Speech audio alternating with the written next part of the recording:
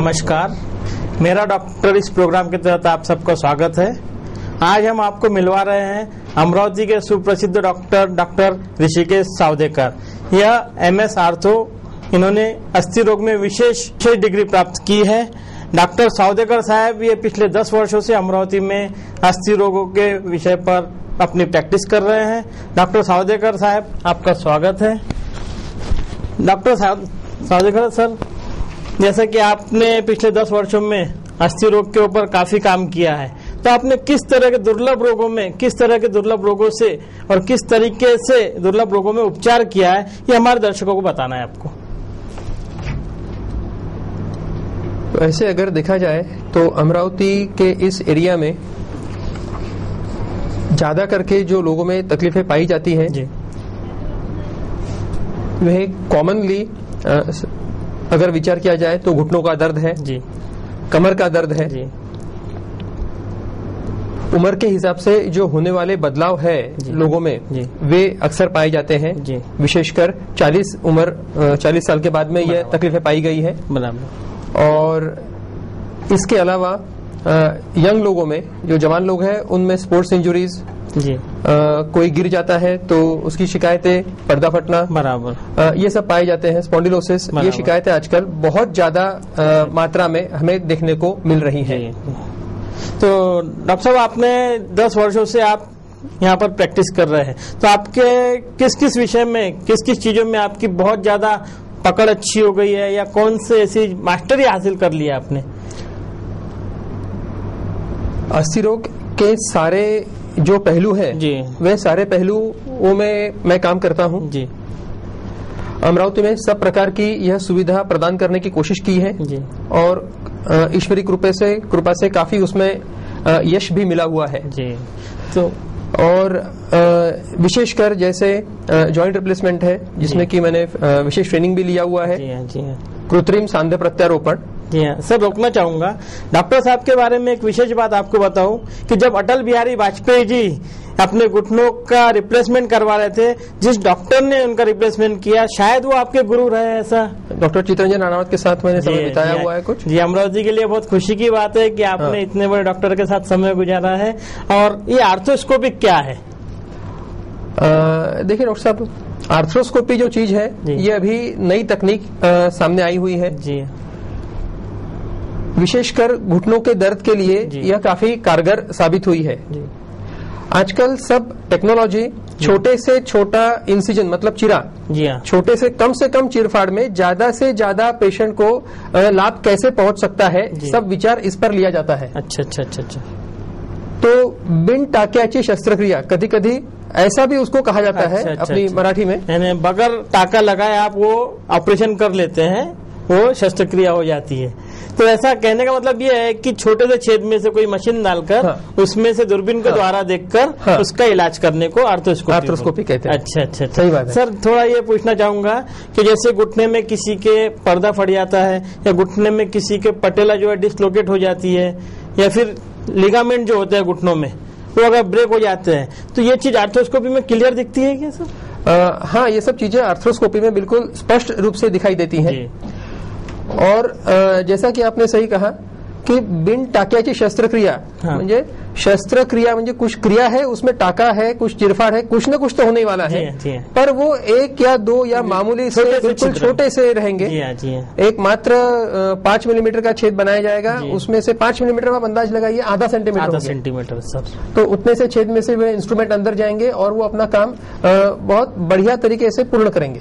अच्छा, यानी उससे कम से कम ब्लीडिंग होने के, खून ज्यादा बहने की, कम से कम ब्लीडिंग होगा। पेशेंट को जल्द से जल्द अपने फिर से काम पर शुरुआत हो जाएगी उसकी। फिर से ऑपरेशन के बाद जैसे लोगों को डर लगता है कि हमें 8-10 दिन अभी बेड में लेटे रहना पड़ेगा, टाके कटवाने का डर है, तो ये सब नहीं है। ऑपरेशन के 2 दिन में ही आपका चलना फिरना शुरू हो जाता है, आप अपने काम पे ज्वाइन हो जाते हो। अच्छा। तो ऐसी चिकित्सा प्रणाली अभी आर्थ्रोस्कोपी है जी। और सर, मैं आपसे पूछना चाहूंगा कि जैसे कि अभी आपने बताया है दर्शकों कि आप जॉइंट रिप्लेसमेंट की भी आपके हॉस्पिटल में उपलब्धता है, तो जॉइंट रिप्लेसमेंट में जैसे आपने अटल बिहारी वाजपेयी साहब का जैसे जॉइंट रिप्लेस किया था घुटनों का, तो ऐसे घुटनों का जॉइंट रिप्लेसमेंट क्या आप अमरावती में हो सक रहा है? अटल बिहारी जी का जैसे ऑपरेशन हुआ था जी, मैंने नहीं किया, डॉक्टर राणावत ने किया था। मेरे जो उनका घुटना रिप्लेस किया था, वो क्रिया जो है, वो ऑपरेशन जो अमरावती में भी पॉसिबल हो रहा है। अभी अमरावती में पॉसिबल है, मुमकिन है जी। और हाल ही में हम नए वास्तु में शिफ्ट हो रहे हैं जी जी। तो वहाँ पर सब सुविधाओं के साथ में यह सुविधा वहाँ प्रदान की जाएगी। अभी हम हिप जॉइंट मतलब कमर के जॉइंट्स रिप्लेस कर चुके हैं अमरावती में और कई लोगों को उसका लाभ मिल चुका है। अच्छा अच्छा अच्छा। तो इसमें जब आप कोई भी जॉइंट रिप्लेसमेंट करते हैं तो उसके बाद में उनको किस तरह का जीवन जीना, इसकी ट्रेनिंग भी देते होंगे? बिल्कुल, उनको इस प्रकार की ट्रेनिंग दी जाती है जी। और जॉइंट रिप्लेसमेंट कुछ भी हो जाए तो भी वह एक कृत्रिम सांधा है जी हाँ, आर्टिफिशियल जॉइंट है।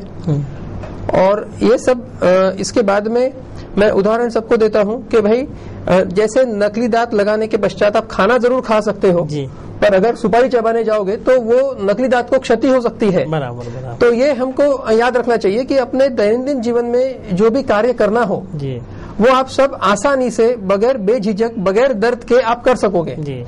लेकिन तत्पश्चात आपका कुछ रिस्ट्रिक्शंस, थोड़े बहुत रिस्ट्रिक्शंस आते हैं, कुछ न कुछ उस पर पाबंदियां लगती है, तो वो हम आपको सब बताते ही हैं। अच्छा अच्छा। इसके अलावा जैसे आपने कोई भी ऑपरेशन किया है जिसका फॉलोअप आप देते हैं समय समय पे, तो आपके पास में इसका फॉलोअप की पूरी टीम है?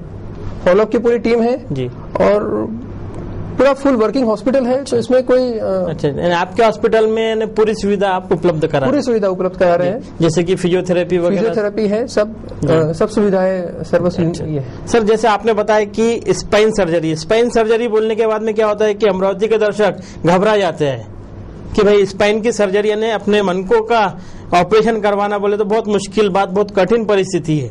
तो ऐसी सर्जरी भी आपके हॉस्पिटल में आपने बताया है कि ये उपलब्धता है। हाँ। तो ये सर्जरी जो है इसमें बहुत से साइड इफेक्ट भी सुनने में आए हैं, तो क्या ये इजी हो जाता है अमरावती में? कोई भी सर्जरी डॉक्टर साहब, अब देखिए दर्शकों भी जी, कोई भी सर्जरी अगर आप विचार करते हैं, कोई भी ऑपरेशन आप विचार करते हैं, तो एक चीज अपने मन में स्पष्ट रूप से रखना चाहिए जी कि 100 में से 100 नहीं मिलने वाला, 100 में से 99 मिलने वाला है। बराबर। 1% कुछ तो भी जो किसी को दिखाई नहीं दे या आपको स्वयं पता नहीं चले, ये कुछ न कुछ प्लस माइनस हो सकता है। बराबर। तो बस ये एक ही चीज है, पर वो इस 1% को छोड़कर उस 99 को खो देना, ये गलत बात होती है। अच्छा अच्छा जी। तो ये मन में इन जनरल सामान्य तौर पर हर ऑपरेशन के बारे में कहा जा सकता है। नहीं, हमने ये क्वेश्चन इसलिए किया है कि इससे पहले जब हमारे प्रोग्राम्स होते हैं तो दर्शक लोग हमको जिज्ञासा स्वरूप फोन करते हैं, दर्शक लोग हमसे पूछते हैं कि भाई मेरे कमर में दर्द है और मुझे ऑपरेशन का कहा है, तो डर जाते हैं कि भाई अगर मैं कमर का दर्द का ऑपरेशन करवा लूंगा तो मेरा पैर को लूजपन आ जाएगा या फिर मेरे पैर हमेशा के लिए चले जाएंगे। इस तरह का जो डर है, ये डर जो हमारे दर्शकों से निकालना है, दर्शक लोग इसमें थोड़ी हिम्मत करे, डॉक्टर हिम्मत करे और सर्व सुविधा युक्त आपका हॉस्पिटल रहे, तो ये सब इजीली लाइफ जी सकते हैं क्या? इसी की जानकारी चाहिए थी। सच पूछिए तो कमर दर्द के लिए मात्र 10% लोगों में ही ऑपरेशन की जरूरत पड़ती है। अच्छा अच्छा अच्छा। 90% जी, 90% कमर के दर्द का बगैर ऑपरेशन का ही इलाज है। अच्छा। और वैसे भी कमर दर्द के लिए ऑपरेशन का इख्तियार बहुत कम किया जाता है। बराबर। और वो भी जब कंजर्वेटिव मैनेजमेंट मतलब दवाइयों द्वारा इलाज जब आपका कारगर साबित नहीं हो रहा हो, तभी पेशेंट को ऑपरेशन की सलाह दी जाती है, और वो भी पूरी जांच पड़ताल के पश्चात कि भाई उसको होने वाली अपेक्षित फायदा उसको होने वाले ऑपरेशन के खतरे से या जो 1% हमने बात किया 100 में से 1% से उसको 99 अगर मिल रहा हो तो वो उसको पूरा देने की कोशिश की जाती है। और जब ये पूरी तरह से अगर मुमकिन हो तो ही उस पेशेंट को डॉक्टर ऑपरेशन की सलाह देते हैं। अच्छा। अगर थोड़ा और आगे विस्तार से बताऊं तो? हाँ जी, बताइए, हमारे दर्शक लोग बिल्कुल बेताब है आपसे सब सुनने के लिए।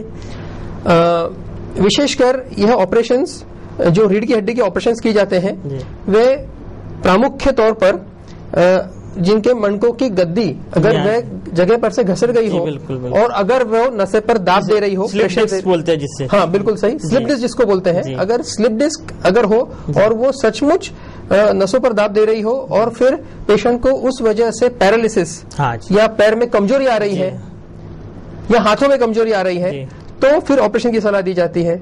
इसके पश्चात दूसरी बीमारी जिसको बोलते हैं लंबर कैनाल स्टेनोसिस। स्टेनोसिस मतलब किसी भी जगह का संकुचित हो जाना। तो मनकों के बीच में जो स्पाइनल कॉर्ड के लिए जगह जो है, अगर वह संकुचित हो जाए मनकों के घिसने की वजह से या और किसी भी वजह से अगर वह संकुचित हो जाए, तो पेशेंट को फिर से चलने में पैर भारी होने लगते हैं, चलने में पैरों में चींटियां आने लगती हैं। तो ऐसी स्थिति में भी फिर उस पेशेंट की आवश्यक जांच करने के पश्चात ही उसके ऑपरेशन की सलाह दी जाती है। तो सर, जैसे कि आपने बताया है कि स्टेनोसिस, अब स्टेनोसिस के साथ में किसी किसी को लंबर में स्क्लेरोसिस भी कंडीशन आ जाती है। तो ये हमारे दर्शक लोगों का एक फोन आया था कि स्क्लेरोसिस यानी क्या, उनके लंबर स्पाइन के अंदर स्क्लेरोसिस डायग्नोसिस हुआ है। तो स्क्लेरोसिस का किस तरह से इलाज करना चाहिए?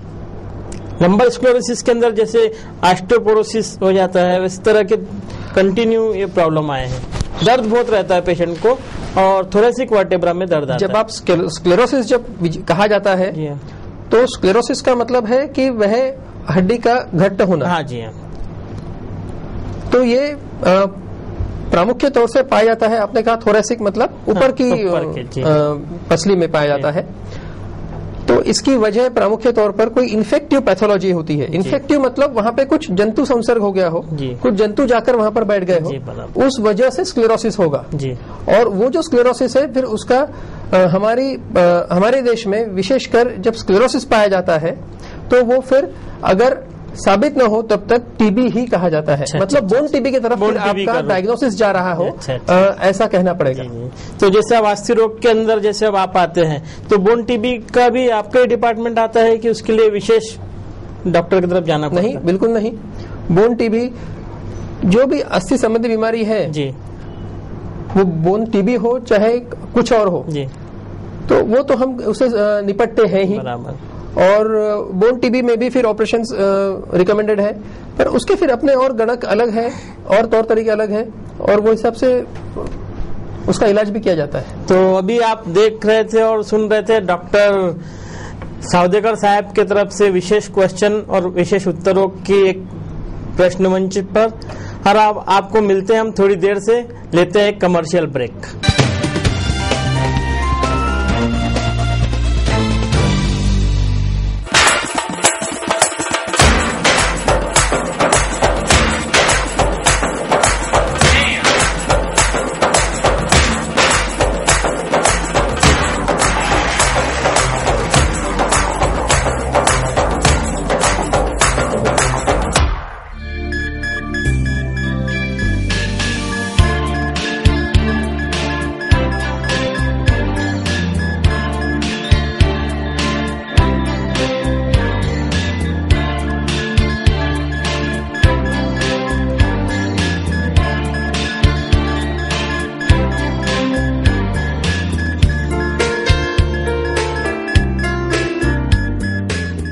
ब्रेक के बाद में आपका स्वागत है डॉक्टर साहब।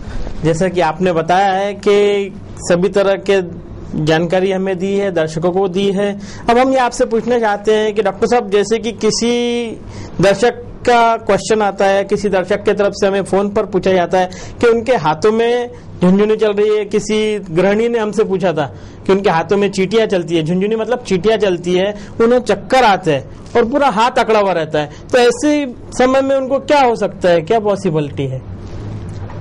सामान्य तौर पर यह सवाल जी बहुत बार आया है जी। कई लोगों को इस शिकायत से पीड़ित है जी, विशेषकर गृहिणियां तो है ही जी। बिल्कुल, रोटी पकाते समय या खाना पकाते समय लोगों को शिकायत होती है, हाथ भारी पड़ जाते हैं जी, और बेलते समय उनको तकलीफ होती है। बराबर। तो आमतौर पे लोग ये शिकायत लेकर हमारे पास में आते हैं।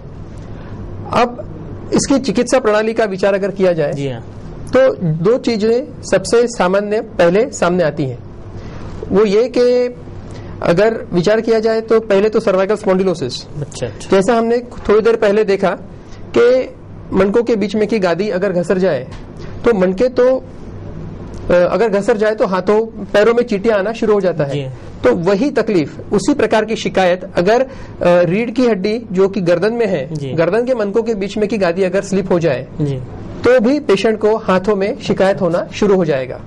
ये एक वजह हो गई। और दूसरी वजह जो है कि हमारी जो सप्लाई, किसी किसी को जो हाथ में चींटियां आती हैं तो उसके हाथ में जाने वाली नसें अगर मनगट के सामने जी इस हिस्से में अगर चोकअप हो जाए तो इसको बोलते हैं कार्पल टनल सिंड्रोम। तो इसमें चिकित्सा में फिर हाथ में भी आपके चींटे आना शुरू हो जाएगा। तो आपका दर्द यह सर्वाइकल स्पॉन्डिलोसिस की वजह से है या ये कार्पल टनल सिंड्रोम की वजह से है या कुछ और है, ये तो वह डॉक्टर ही आपसे आपका डॉक्टर ही आपसे कह सकता है। बराबर। तो जैसा कि आपने बताया कि सर्वाइकल स्पॉन्डिलाइटिस या ये बीमारी हो सकती है। तो दूसरा सर, हमारे दर्शक लोग ऐसे भी पूछते हैं कि उन्हें दिन भर तो कुछ नहीं होता है, लेकिन जब रात में सोने जाते हैं तब ज्यादा चींटियां आती है, या फिर जब वो कपड़े निचोड़ते हैं तब उनके हाथों में ताकत नहीं रहती है। तो ऐसे जनरल प्रॉब्लम है जो हमारे दर्शक पूछते हैं, तो उसका मतलब क्या होता है? बढ़िया सवाल है, आप बहुत अंदर तक जाना चाहते हो डॉक्टर। जी। ऐसा है कि अगर रात में चींटियां आ रही हैं जब आप कोई काम नहीं कर रहे हो तो निश्चित तौर पर आपके हाथों का जो ब्लड सप्लाई है उसको बोलते हैं स्कैलेनियस स्टील सिंड्रोम।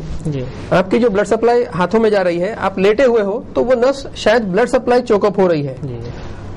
हमारे शरीर में दो तरह का सप्लाई है, एक तो ब्लड सप्लाई, खून का दौड़ना पूरे बदन में, सर्कुलेशन, और दूसरा है इलेक्ट्रिक सप्लाई जो कि नसें जो कि सीधा हमारी ब्रेन से कांटेक्ट रखती है। तो अगर रात में शिकायत हो रही हो तो फिर ये ब्लड सप्लाई की तरफ जा सकता है। अच्छा। और अगर कपड़े निचोड़ते समय शिकायत हो रही है तो फिर से मेरा कहना आपसे यही होगा कि यह एक उसका भाग हो गया। अब ये दोनों तीनों शिकायतों में भी जो हमने अभी विवरण किया, दोनों तीनों तकलीफों में, कपड़े निचोड़ने में या कोई विशिष्ट काम करने में आपको शिकायत हो सकती है।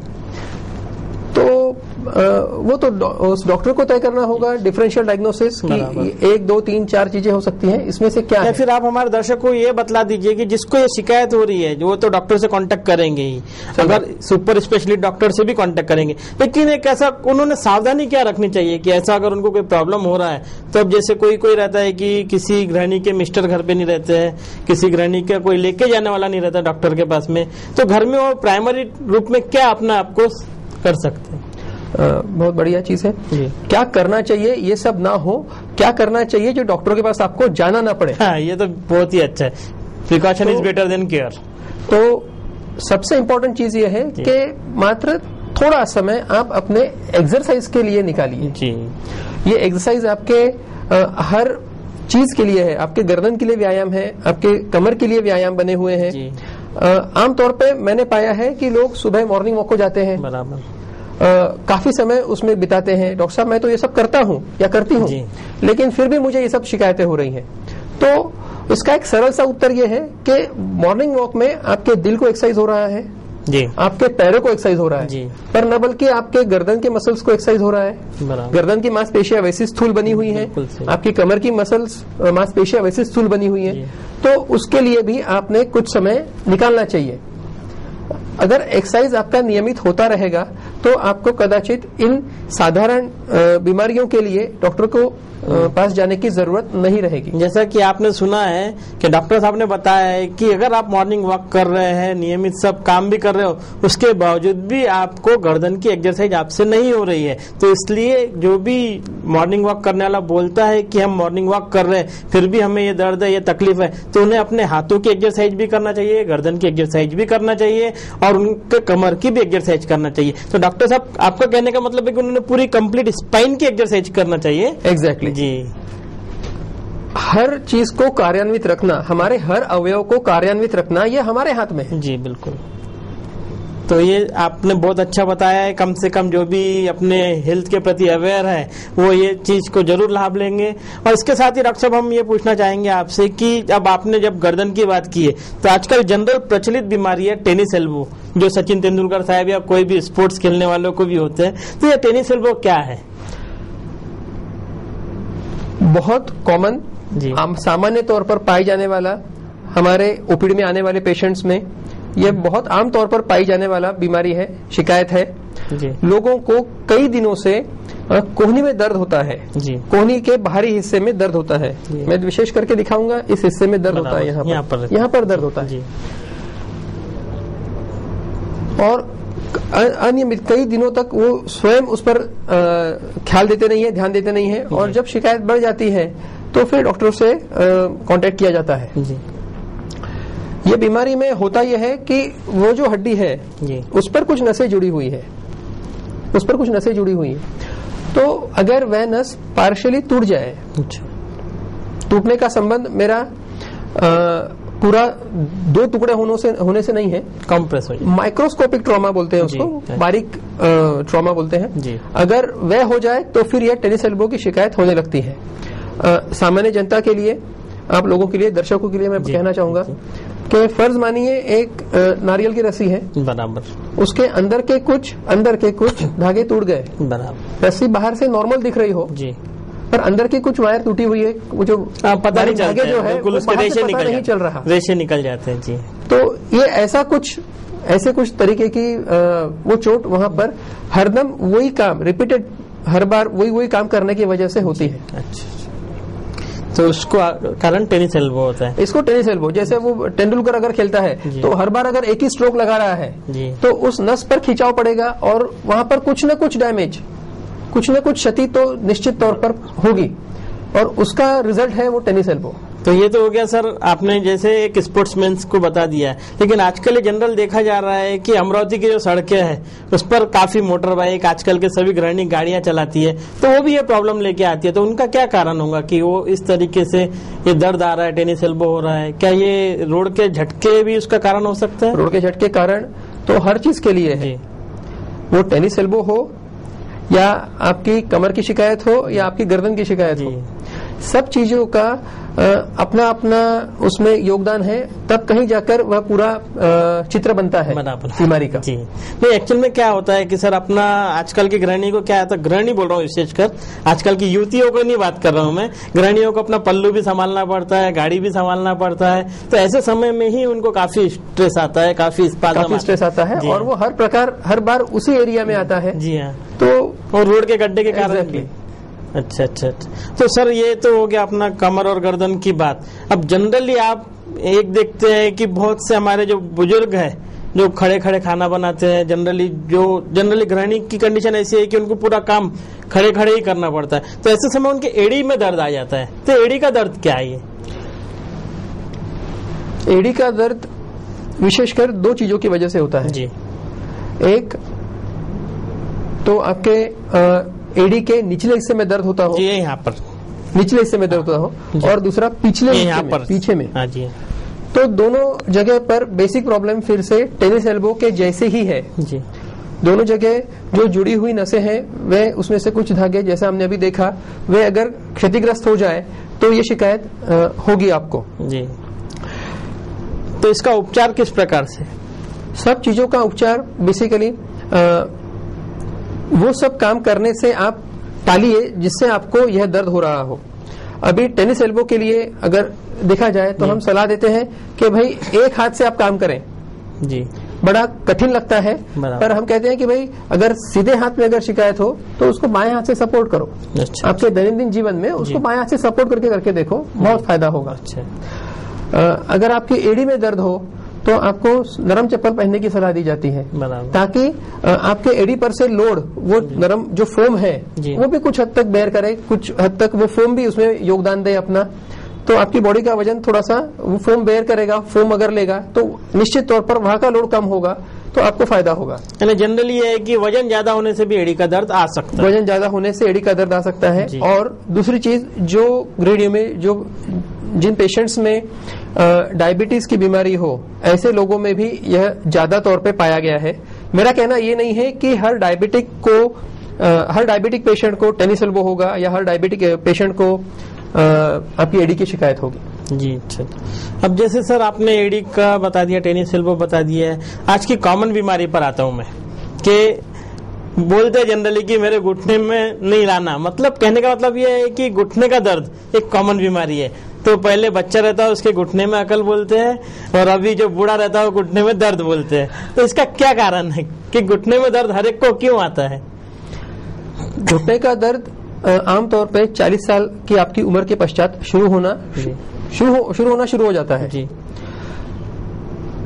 होता यह है कि उम्र के हिसाब से जो आपके हड्डियों के बीच में जो जॉइंट में कुर्चा मतलब कार्टिलेज होती है जी। अगर वह घिस जाए, उसकी परत कम हो जाए जी। तो फिर हड्डियां आपस में घिसने लगती हैं, और अगर हड्डियां आपस में घिसने लगती हैं तो आपको दर्द महसूस होना लगता है। बराबर जी। तो ये सामान्य प्रक्रिया, जैसे हमारी पेशियां अकार्यक्षम होते जाती हैं उम्र के पश्चात धीरे धीरे, तो धीरे धीरे यह बीमारी 40 के उम्र के बाद में शुरू होना है। अच्छा। नहीं तो जैसे कि अब आपने बोले कि हड्डियां घिसती है, अब हमारे पास तो कई ऐसे दर्शक ने बोला है कि उनके घुटनों में करंट छूटता है, करंट लगता है एकदम। तो ये क्या है करंट लगना? जैसे ये बीमारी जो बतलाते हैं, तब हम आपसे ये पूछना चाहते हैं करंट लगना क्या है, कि भाई घुटने को घुटना घसा, उन्होंने ऐसा किए तो यहाँ करंट के जैसा उनको लगता है। ये सब करंट लगना या दर्द होना, ये सब हर पेशेंट के अपने अपने तौर पर बीमारी की प्रखरता बताने का प्रयास होता है। अच्छा जी। पर होता यह है कि दर्द वहां पर होगा, आपको उठने बैठने में दर्द होगा, नीचे उठने बैठने में दर्द होगा। हमारे जो जीवन प्रणाली है जी। जैसे हम शौच के लिए नीचे बैठते हैं जी, घुटना मोड़ के बैठते हैं, तो ऐसी स्थिति में भी घुटने पर बहुत ज्यादा लोड आता है जी। इसके अलावा अगर हम खाना खाने नीचे बैठते हैं, पालथी लेकर नीचे बैठते हैं, पालथी लेकर बैठते हैं, तो वो समय भी घुटने पर लोड आता है। तो इन अदर वर्ड्स, दूसरे शब्दों में अगर कहा जाए तो जब भी आप घुटना 90 के आगे ज्यादा मोड़ने की कोशिश जब आप करते हो तो घुटने पर लोड्स बढ़ जाते हैं। जो घुटने पर टेंशन आना है, जो आपके हड्डियों पर टेंशन आना है, वो बढ़ जाता है। और बाद में विशेषकर गृहिणी में रज्जु निवृत्ति के पश्चात होने वाले जो ऑस्टियोपोरोसिस करके बीमारी है, अस्थि विरूपता जिसको बोलते हैं, फिर उसमें यह तकलीफ को और उदान आता है और बढ़ जाती है। जैसा कि सर आपने घुटनों के बारे में जानकारी दी है, आप ही ने बताया कि ऑस्टियोपोरोसिस क्या है, तो हमारे दर्शक ये जानना चाहते हैं, ये पूछना चाहते हैं आपसे कि ऑस्टियोपोरोसिस के सिम्टम्स, ऑस्टियोपोरोसिस क्या है और इसको ऑस्टियोपोरोसिस में क्या क्या नुकसान होता है, इस बीमारी की थोड़ी जनरल जानकारी दीजिए। ऑस्टियोपोरोसिस माने अस्थि विरूपता जी। अस्थि विरूपता मतलब जहाँ हमारी चीज जो हड्डियां है उनकी घनता कम होती जा रही है, हड्डियां कमजोर हो जाना, हड्डियां कमजोर होते जा रही है। उदाहरण के तौर पर हम कह सकते हैं कि भाई दीवार के पीछे की ईंट अगर निकाल दी जाए, तो पीछे तो खाली पोकड़ी रह गई, खाली जगह रह गई है। तो अगर वैसा विचार किया जाए तो खाली हड्डियों का ढांचा बचता जाता है और अंदर में का जो कस बोलो या उसकी स्ट्रेंथ, उसकी जो ताकत है वह कम होते जा रही है। तो इसके लक्षण क्या है? आमतौर पे तो इसका दर्द लोगों को होना शुरू हो जाता है, कमर का दर्द हो, घुटनों का दर्द हो, चलने फिरने में दर्द होने लगता है पेशेंट को। ये तकलीफें तो होती है, पर जो ये सब तकलीफें लेकर पेशेंट डॉक्टर के पास नहीं जाता। हमारे पास में पेशेंट्स आते हैं जिनकी हड्डी टूट गई हो, एक कमर की हड्डी टूट जाती है, बाथरूम में फिसल गए, गिर गए और एक कमर की हड्डी टूट गई। प्रॉब्लम है सर जी, बिल्कुल। तो जो हड्डी जो मामूली तौर पर, आम तौर पर अगर नॉर्मल आदमी गिर जाए और अगर उसको कोई फ्रैक्चर वैक्चर नहीं होना चाहिए, और वही इस पेशेंट को जो उम्र के हिसाब से अभी 50-60 साल की उम्र में है, 70 साल की उम्र में है, तो इनकी ऑस्टियोपोरोसिस इंडेक्स बढ़ गया है और इनको तकलीफ अभी शुरू हो गई है। तो डॉक्टर साहब ने बताया है कि जिसकी हड्डियां कमजोर हो गई है, जिनकी हड्डियों में इतनी कमजोरी है कि जैसे बिस्किट टूटता है ऐसे वो हड्डियां टूटने का डर रहता है, ऐसे रोगी जो बाथरूम में गिरने से इनके हिप जॉइंट जो है ये फ्रैक्चर हो जाते हैं, इसे ऑस्टियोपोरोसिस श्रेणी में रखा जाता है। तो सर आपने ऑस्टियोपोरोसिस बता दिया है। आजकल सबसे प्रचलित यही है संधिवात। संधिवात बोले तो आज हम किसी से ही बात करते हैं, हमने एक विशेष प्रोग्राम चलाया था उसमें सिर्फ वात शब्द का उपयोग किया था, तो हमें इतने लोगों के क्यूरीज आई थी, इतने क्वेश्चंस आए थे कि भाई वो कोई बोलता आम बात है, कोई बोलता संधिवात है। तो ये संधिवात क्या है? पहली बात तो मैं वात का विषय आया इसलिए कहना चाहूंगा कि हर घुटनों का दर्द, हर कमर का दर्द, इसको वात लेबल करना, इसको वात यह लेबल लगाना, यह समुचित गलत है जी। उस संधिवात मतलब रूमेटॉइड आर्थराइटिस, जी हाँ, जो संधिवात कहा जाता है, मैं फिर से पुनश्च कहूंगा कि वो रूमेटॉइड आर्थराइटिस करके बीमारी है, उसको संधिवात करके संबोधा जाता है जी। बाकी जो विशेष और जो बाकी बीमारियां हैं उसका विवरण भी हमने थोड़ी देर पहले कर ही चुके हैं। तो अभी संधिवात के विषय में बताऊंगा कि यह बीमारी जैसे हमने देखा कि हड्डियां घिसनों की वजह से जो बीमारी होती है वह उतरती उम्र में, मतलब 40 के पश्चात होगी। संधिवात जो है यह कम उम्र में भी शुरू हो सकता है, विशेषकर 30 से 40 साल की उम्र में आपको संधिवात होना शुरू हो जाएगा। उसके लक्षण आएंगे, इसमें आपको घुटनों का दर्द शुरू हो जाता है और साथ ही में बाकी जॉइंट्स, अन्य संधे आपके पीड़ित होना शुरू हो जाते हैं, जैसे आपके मनगट, आपके कोहनिया, आपके शोल्डर्स, सब जॉइंट्स में आपको दर्द करीब करीब शुरू हो जाता है और यह दर्द सुबह उठते से ही प्राथमिक तौर पर ज्यादा पाया जाता है और जैसे जैसे दिन ढलता जाए धीरे धीरे दर्द की औसत कुछ कम होना शुरू हो जाती है। तो संधिवात जो है ये सभी जॉइंट्स में होता है, सभी जॉइंट्स उसमें अफेक्ट होते हैं जी। अच्छा, यह ऑटोइम्यून डिसऑर्डर है जी। ऑटोइम्यून का मतलब कि भाई बाहर से कोई जंतु या चीज आपके शरीर में नहीं है, यह इसमें हमारी ही शरीर, हमारी ही पेशियों को दुश्मन समझकर उनका प्रतिकार करना शुरू कर देता है। जी हाँ, तो ये दर्शकों ने समझ लेना जरा जरूरी है और इसीलिए संधिवात इस बीमारी का इलाज भी काफी देर तक, काफी दिनों तक चलता है। हमारे दर्शक लोग तो ये बोलते हैं कि जैसे संधिवात हो गया तो मरने के बाद ही ठीक होगा, क्या ये इनकी गलत फहमी है? तो ये इसे दूर करने के लिए आपसे क्वेश्चन किया गया है कि संधिवात का इलाज काफी समय बाद ठीक हो सकता है। संधिवात यह जो बीमारी है जी, इसको बहुत कारगर तरीके से, सुचारू रूप से कंट्रोल में लिया जा सकता है अगर इसका इलाज जल्दी शुरू किया जाए। चलो, बहुत अच्छी बात है, आपने बताया है कि इसको कंट्रोल कर सकते हैं। इसको कंट्रोल कर सकते हैं और कुछ न कुछ न्यूनतम एक्सरसाइज, कुछ व्यायाम, कुछ गोलियां जिनके की साइड इफेक्ट नहीं हो, ऐसे गोलियों के हिसाब से, ऐसे इलाज के हिसाब से इस पर विजय निश्चित तौर पर लंबे समय के लिए आपकी पूरी आयु तक पाई जा सकती है। चलो, तो संधिवात का उपचार है, ये जानकर सारे दर्शक काफी खुश होंगे। अब हमारे दर्शक लोगों की ये कंडीशन भी रहती है कि संधिवात वाले को एक गाउट जॉइंट के अंदर पूरी तरह से अकड़ जाना, ये एक बीमारी है, या फिर जैसे बीच में आपने चिकनगुनिया का नाम लिए थे, फिर उसके बाद में नई नई बीमारी आ रही जिसमें सभी के सिर्फ अपने जॉइंट ही अकड़ते हैं, तो ये गाउट यानी क्या है? जैसे अभी हमने देखा कि संधिवात जो है यह 30 से 40 साल की उम्र में और गृहिणियों में, फीमेल्स में, स्त्रियों में ज्यादा आमतौर पर ज्यादा पाया जाता है। लेकिन गाउट जो यह बीमारी है यह आदमियों में ज्यादा पाई जाती है, पुरुषों में ज्यादा पाई जाती है। इसमें होता यह है कि आपके शरीर में सीरम यूरिक एसिड नामक एक पदार्थ है, सीरम यूरिक एसिड नामक एक पदार्थ है जिसकी मात्रा अगर बढ़ जाए तो वह जॉइंट्स में आपके संधियों को दर्द पैदा करता है, इसको गाउट कहा जाता है। देखिए, डॉक्टर साहब ने बताया कि यूरिक एसिड का प्रतिशत बढ़ जाने से आपको गाउट हो सकता है। तो सर, ये यूरिक एसिड कैसे बढ़ता है, इसकी कुछ जानकारी? यूरिक एसिड जिसको गाउट, जिनका हो जाए, जिनको गाउट हो जाए, यह लेबोरेटरी टेस्ट कर आपके खून की जांच करके उसमें सीरम यूरिक एसिड जो बढ़ गया हो इसका पता लगाया जाता है। और ऐसे रुग्ण जिनको कि यूरिक एसिड बढ़ गया हो, इनको कुछ सलाह दी जाती है कि भाई खाने में कुछ परहेज करने होंगे। तो इसमें दाल सब प्रकार की है, तुअर दाल हो, मूंग दाल हो, चना दाल हो, तो दाल का प्रमाण ज्यादा लेने से गाउट हो सकता है। इसके पश्चात नॉन वेजिटेरियन फूड, मांस, मटन, मांसाहार जो लोग करते हैं उनमें यह प्रमाण ज्यादा पाया गया है।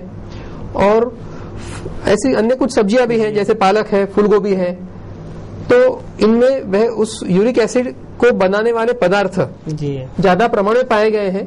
तो इसलिए जिनको गाउट है उनको इन चीजों का सेवन करने से प्रतिबंधित किया जाता है। अच्छा।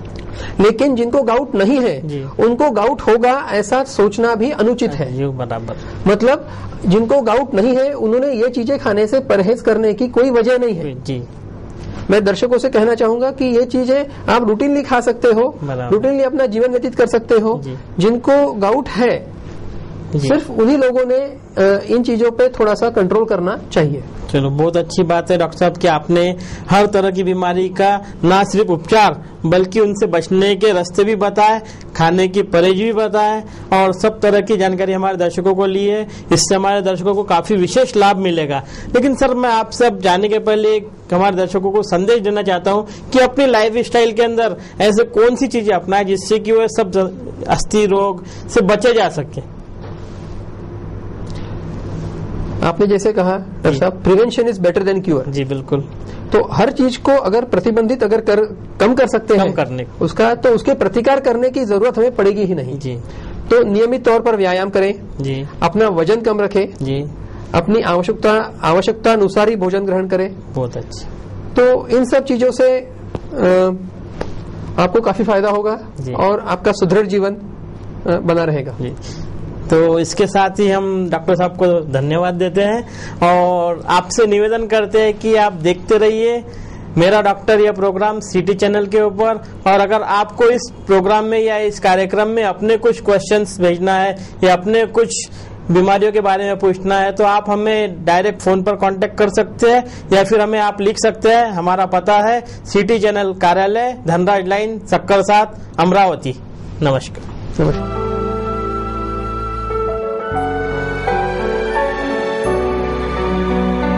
मेरा डॉक्टर यह कार्यक्रम आपको कैसा लगा हमें जरूर बताइए। आपके सुझाव सादर आमंत्रित है। हमारा पता है सिटी चैनल कार्यालय, Dhanraj lane, Sakkar 7, Amravati. Phone number 2563833।